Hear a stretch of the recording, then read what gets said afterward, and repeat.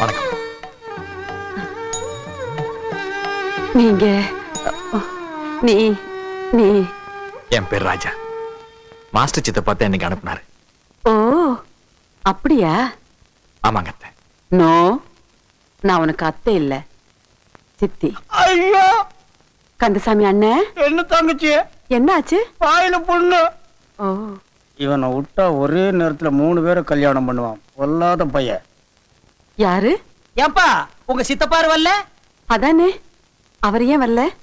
அது வந்துங்க, புறப்படும் போது நாங்க 2 பேரும் ஒன்னா தாங்க புறப்பட்டோம்.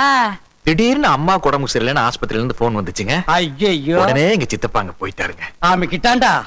நானும் இந்த ப்ரோக்ராம் இன்னொரு நாளைக்கு வச்சுக்கலாம் தான் சொன்னேன்.